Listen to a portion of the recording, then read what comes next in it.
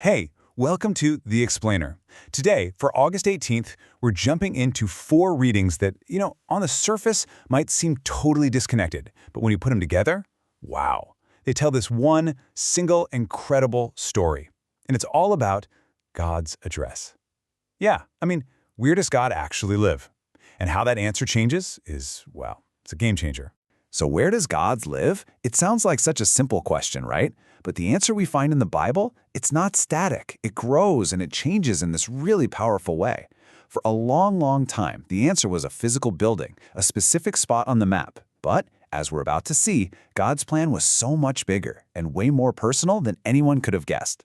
Okay, so our story kicks off with what has to be one of the most incredible building projects in all of history. We're talking about King Solomon's Temple. This was a huge deal because for the very first time, God's presence on earth was going to have a single permanent home. And to really get how big of a deal this was, just look at that number. 480 years. That's how long it had been since the Israelites left Egypt.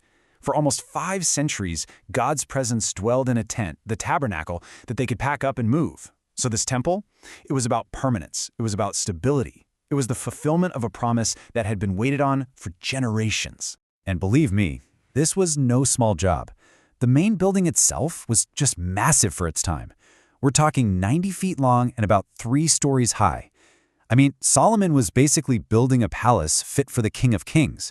It was this huge, grand statement of love and respect for God. So if you think the size was impressive, wait till you hear about the inside. It was breathtaking. Just try to picture it. You walk in and you don't see a single stone, not one. Every single surface was covered in this beautiful, fragrant cedar and cypress. And then, and this is the crazy part, all of it, the walls, the ceiling, even the floor, was covered in pure gold. This wasn't just a building. It was a stunning treasure box made to honor God. But maybe the most amazing detail of all was the sound. Or actually, the lack of sound. Get this, all the stones were cut and shaped at the quarry before they were brought to the site. So the temple itself went up in this sacred silence. You wouldn't have heard the clang of a hammer or the chop of an axe. The construction itself was an act of pure worship. All right, now let's hit the fast forward button. We're jumping ahead hundreds and hundreds of years. That magnificent temple, it's still standing. But that sacred silence, oh, that's long gone. And when Jesus shows up on the scene, he's not looking at the gold or the cedar. No, he sees that the entire point of this house has been twisted and corrupted. Yeah, that silence is completely gone. Instead, Jesus walks into what sounds like a loud, chaotic marketplace. You've got people haggling over prices, money changers shouting. They're making a profit off of the very worship that's supposed to be for God. All that reference has just been replaced by business, right there in God's house. And right in the middle of all that noise and chaos, Jesus just stops everything with this powerful declaration. He quotes the prophet Isaiah. And he reminds everyone what God's plan was from the very beginning. This place was supposed to be a house of prayer, and not just for some people, but for all nations, for everyone. And then comes the punch. But you, he says, have turned it into a den of thieves. Oof, he's saying they've taken this sacred place, this house of prayer, and made it a hideout for crooks, a place for dishonest deals. You see, Jesus isn't just tidying up a building here. He is reclaiming its very soul. And that moment, reclaiming the temple's soul, that was really just the beginning of something much, much bigger. Because God's address was about to change in a way nobody saw coming. It was about to move from a building of stone and gold to a completely new kind of dwelling place. And this new reality, it gets revealed to the Apostle Peter. Okay, so to really get how radical this next part is, we have to understand a key term: Gentile. A Gentile was basically anyone who wasn't Jewish. And at that time, there was this massive wall, both socially and religiously, between Jews and Gentiles. Gentiles were seen as unclean, separate from God and his promises. So God gets Peter ready for this huge shift with this really bizarre vision.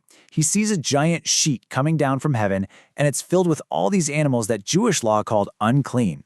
Then a voice tells him, "Get up, Peter, kill and eat." Now Peter, being a devout Jew his whole life, is totally horrified. But God's point is crystal clear. Hey, those old labels of clean and unclean, I'm the one who decides what's clean now. But here's the thing. The vision was never really about the food.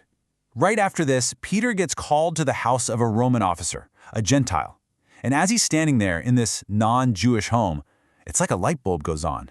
It all clicks into place. And Peter says this absolutely revolutionary thing. I see it now.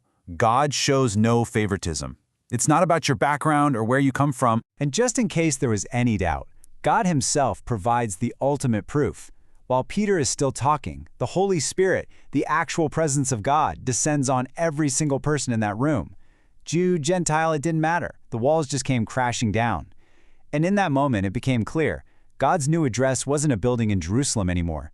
It's the hearts of people, all people who believe. So, if we are now God's temple, that brings up a pretty important question, doesn't it? How do we build our lives? What are our building materials?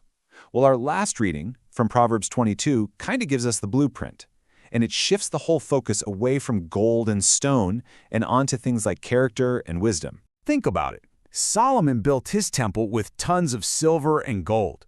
But Proverbs tells us to build our lives with stuff that's way more valuable, like a good name, a good reputation. It says that being held in high esteem is better than all the silver or gold in the world.